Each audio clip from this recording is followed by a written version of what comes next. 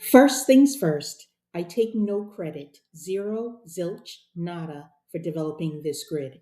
It was created by a gentleman who has 47 years of experience in the market, on the floor, running a desk, trading independently, all successfully. Combining this grid with auction market theory, volume and market profiles, and statistical probabilities can give you an edge as a developing trader, increasing your trading competency.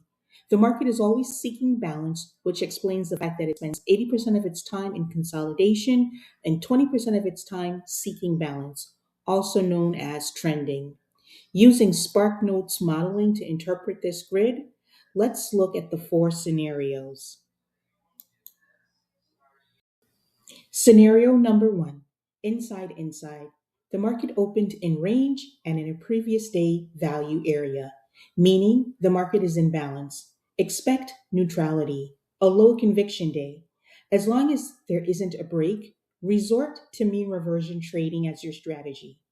If the value area is broken, trade in the direction of the breakout. If the range is also broken, continue to trade in the direction of the breakout. If the value is broken, but the range isn't, the market is unclear.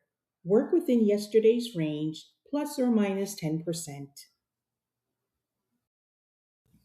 Scenario number two, outside. The market opened in range and outside of value area. The market is slightly out of balance. Is price breaking out of the prior day range? If yes, the market is moving out of balance. Trade in the direction of the breakout. If it's not breaking out, you can expect a continuation of yesterday's range, give or take 10%, and you can lean more in the direction of the imbalance. Scenario number three, outside. Price is out of range and out of value area.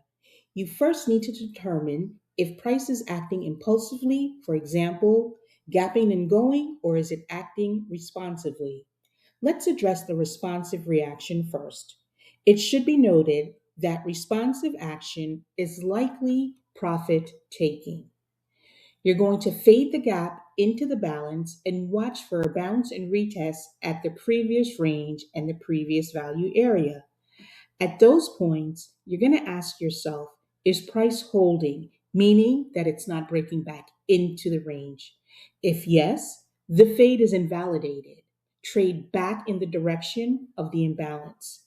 If the range is not holding, though, the fade is still valid. Look for a rejection and retest of previous value or previous close. And again, you're going to ask yourself if that region is holding. If yes, the fade is no longer valid at that point either. You're going to trade back to the imbalance. But if it's no, there is a probability of trading through the previous value area completely, crossing it, especially if it is a narrow value area and you're looking at a potential outside day. And lastly, scenario number four, outside. The impulsive reaction. Price is out of range and out of value area. You're going to trade in the direction of the imbalance. For now, you have a possible trend day, a 20% day. However, if it hovers, look for two sided trading because the market is now accepting a new interpretation of value. Adopt a mean reversion strategy and fade the new value area extremes. Be nimble though, because the potential for change is still in play. So, these are the scenarios that are a part of my strategy. Keep in mind that while this grid is black and white, order flow can be considered gray and is very fluid. You could find yourself in two plus scenarios in one day. The key is gaining the capacity to anticipate by asking, if this is happening, then that can occur. Or if this didn't happen, then what can occur?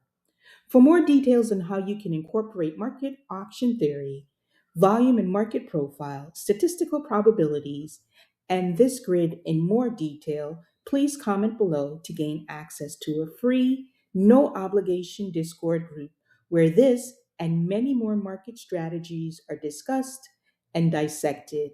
As always, thanks for watching. Smooches.